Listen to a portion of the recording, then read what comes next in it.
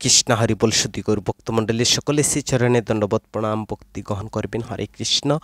আজকে আমরা আলোচনা করব ভগবদ গীতায় ভগবান শ্রীকৃষ্ণের যে কয়েকটি অমৃত বাণী প্রদান করেছেন খাদ্যের জন্য, কী প্রকার খাদ্য এবং কী প্রকার খাদ্য আমাদের গ্রহণ করা উচিত, সেই বিষয় সম্পর্কে ভগবান শ্রীকৃষ্ণ তিনি গীতার কয়েকটি বাণী প্রদান করেছেন।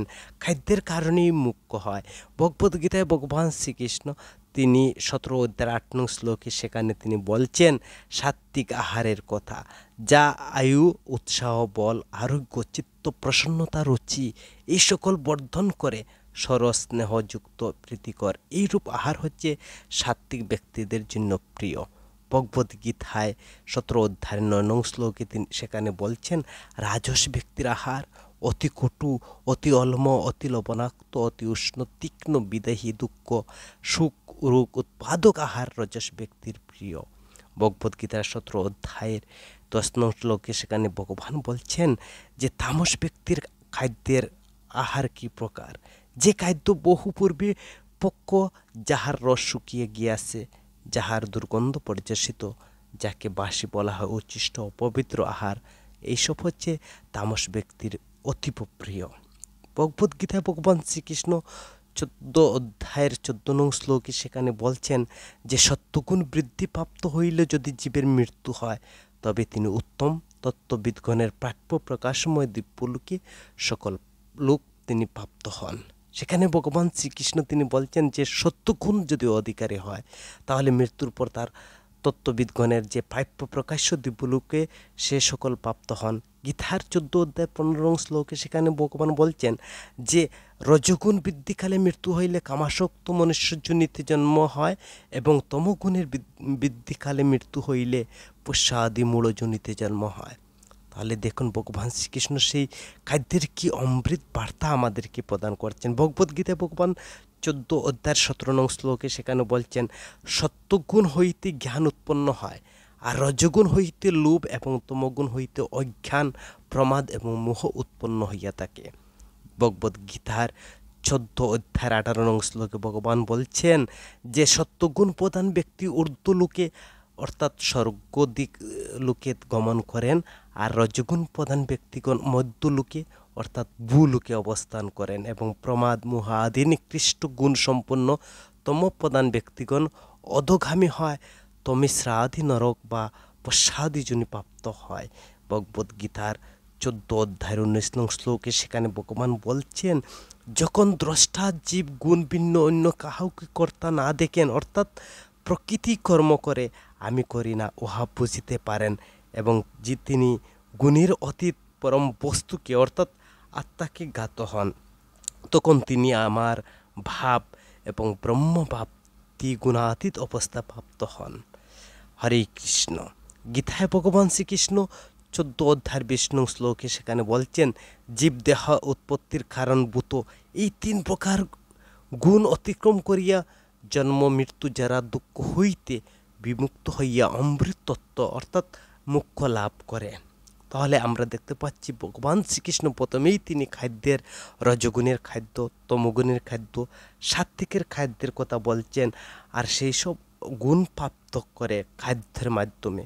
আর খাদ্য যখন তার সাত্ত্বিক হয়, তখন যদি সে মৃত্যুবরণ করে তার শুভগতি হয়। ভগবান শ্রীকৃষ্ণ তিনি 20 নং শ্লোকে সেখানে বলছেন জীবের দেহ উৎপাদিত কারণভূত এই 3 গুণ অতিক্রম করিয়া জন্ম, মৃত্যু, যারা দুঃখ হইতে সে বিমুক্ত হইয়া অমৃত লাভ করে থাকে। ভগবান ভগবদ্গীতার 4 অধ্যায়ের 24 নং শ্লোকে বলছেন অর্পণ ব্রহ্ম, গৃথাদি ব্রহ্ম, অগ্নি ব্রহ্ম, যিনি হুম করেন তিনিও ব্রহ্ম, এইরূপ জ্ঞানে ব্রহ্মরূপ কর্মে একাগ্রচিত্তে পুরুষই ব্রহ্মপ্রাপ্ত হন। ভগবদ্গীতার 13 অধ্যায়ের 17 নং শ্লোকে তিনি বলছেন তত্ত্ব বা স্বরূপগত অপরিচ্ছন্ন হইল সর্বভূতের ভিন্ন ভিন্ন বলিয়া পতিত হন, তাহাকে ভূত সকলের পালনকর্তা, সংহর্তা, সৃষ্টিকর্তা জানিবে। ভগবদ্গীতার 13 অধ্যায়ের 31 নং শ্লোকে ভগবান বলছেন যখন তত্ত্বদর্শী সাধক ভূতসমূহের পৃথক পৃথক ভাব অর্থাৎ নানান্ত একস্ত অর্থাৎ এক ব্রহ্ম বস্তুতে অবস্থিত, এবং সেই ব্রহ্ম হইতে এই নানা তত্ত্বের বিস্তার দর্শন করেন, তখন তিনি ব্রহ্ম ভাবপ্রাপ্ত হন। উপরোক্ত 3 প্রকার খাদ্যের আলোচনা থেকে আমরা যে দেহের 3টি গুণের হ্রাস বৃদ্ধি ঘটে থাকে এবং এই গুণ অনুসারে সবাই স্বর্গ পৃথিবী নরক পরিভ্রমণ করে, কিন্তু 3 গুণের অতীত হইতে পারলেই চিরস্থায়ী মুক্তি বা মোক্ষ লাভ হয়ে থাকে। কারণ গুণ হলো দেহের, আর গুণের অতীত হলেন পরমাত্মা, ঈশ্বর বা ভগবান ব্রহ্ম। তাই দেহের থাকলে এই দেহ যত সময় থাকবে বারে বারে জন্ম মৃত্যু হইবে, আর দেহ ছেড়ে আত্মা যেতে পারলে তবেই সিদ্ধি লাভ হবে। একই সময় ভগবান শ্রীকৃষ্ণের কৃপায় শ্রীকৃষ্ণতে বাসুদেবে পরমাত্মা পরম ব্রহ্ম লীন হয়ে চিরস্থায়ী সে মোক্ষ লাভ করে থাকে। ভগবান শ্রীকৃষ্ণ গীতায় যে অমৃত বাণী আমাদের জন্য প্রদান করেছেন, তিনি এর চেয়ে উৎসাহ বড় বল আর কিছুই নেই। উৎসাহী ব্যক্তি জগতের জয় করতে পারেন। ভগবান শ্রীকৃষ্ণ বলছেন না যে সর্বপ্রকার ধর্ম পরিত্যাগ করে কেবল আমারই শরণাগত হও। বেদে আমি পুরুষোত্তম নামে বিখ্যাত, আমি সমস্ত বেদের গাতব্য, আমি বেদান্তকর্তা এবং বেদবিত মানুষদের মধ্যে আমি সম্রাট, অব্যয় অমৃতের শাশ্বত ধর্মের এবং ঐকান্তিক সুখের আমি হচ্ছে আশ্রয়, মানুষের মধ্যে আমি হচ্ছি তার স্রষ্টা সৃষ্টি, সব কিছুই আমার থেকে প্রবর্তিত, আমি সকলের প্রতি। ভগবান শ্রীকৃষ্ণ গীতায় যে আহারের নিয়মাবলী সম্পর্কে আমাদেরকে যে গাইড প্রদান করেছেন, ভগবানের সেই অমৃত বাণীগুলি আমাদের জীবনে প্রয়োগ করা উচিত। আহারের শুদ্ধতা গ্রহণ করা উচিত। আহারের শুদ্ধতা সম্পর্কে ছান্দোগ্য উপনিষদে বলা হয়েছে, আহারের শুদ্ধিতে অন্তঃকরণ শুদ্ধ হয়। অন্তঃকরণ শুদ্ধ হলে ভগবানের অবিচ্ছিন্ন স্মৃতি হয়, আর অবিচ্ছিন্ন থেকে স্মৃতি থেকে সকল পাপ বিনষ্ট হয়।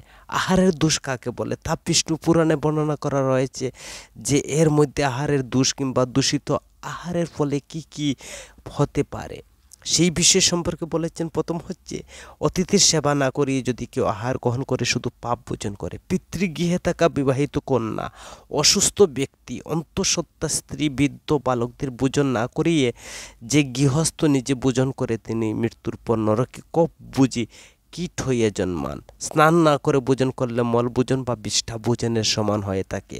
ভগবান শ্রীহরির নাম উচ্চারণ না করে ভোজন করিলে রুধি বা রক্ত পানের পাপ ফলভোগ লাভ হয়। ভগবানকে নিবেদন হয়নি এমন সংস্কারহীন আহার ভোজনের ফলে মূত্রপানের সমান ফল লাভ হয়। যে সঠিক নিয়মে ভোজন করলে তার ফল সম্পর্কে বিষ্ণু পুরাণে বলা হয়েছে। পাপের দ্বারা বন্ধন কখনো হতে পারে না, পাপে মুক্তি হয়, আর ইহলোকে অত্যন্ত সুস্থ জীবন লাভ করে থাকে। যদিও মানুষ সঠিক নিয়মে আহার করে তাকে বল বুদ্ধি এবং শান্তি লাভ করে থাকে। যদি শুদ্ধ নিয়মে আহার করা হয় তার শত্রুপক্ষ হ্রাস হয়ে যায়। আহারের সঠিক নিয়ম হচ্ছে স্নান করে অথবা আমোচন করে প্রথমে ভগবানের পূজা, পিতৃতর্পণ আদি কার্য সম্পাদন করে ধোয়া বস্ত্র আদি পরিধান করে আহার গ্রহণ করা উচিত। মানুষের উচিত উত্তরমুখী বা পূর্বমুখী হয়ে আহার গ্রহণ করা। ভগবানের উদ্দেশ্যে নিবেদিত অন্ন, ডাল, সবজি আদি, নিরামিষ প্রসাদ আদি কেবল মানুষের ভোজনের জন্য করা উচিত নয়, এদের হৃদয়ে শোধন করার জন্য এই মনোভাবে খাদ্য গ্রহণ করা উচিত। ভগবানের প্রতি ভক্তির উদয় হয়, আত্মার বিশুদ্ধতা লাভ করে তাকে সৎপথে উপার্জিত শুদ্ধ পাত্রে রাখা অন্ন আদি গ্রহণ করতে হবে, এবং সেই অন্য মনস্ক না হয়ে কেবলমাত্র ভগবানের কথা চিন্তা করতে করতে আমাদেরকে প্রসাদ গ্রহণ করতে হবে। এইভাবে যদি আমরা সঠিক নিয়মে আহার গ্রহণ করে থাকি, আমাদের জীবনকে এই পবিত্র আহারের দ্বারা সাজাতে পারি, তাহলে আমরা অনায়াসে ভগবানকে লাভ করতে পারবো, সুখময় জীবন লাভ করতে পারবো, যা ভগবানের অমৃত পানীয়। তাই সবাই চেষ্টা করবেন সুন্দরভাবে সুখ জীবন যাপন করার জন্য, আহার বিধি গ্রহণ করার জন্য। এই জীবনে আমাদের আহারের উপর নির্ভর করে তৈরি হয় আমাদের স্বভাব, আর এই স্বভাব অনুযায়ী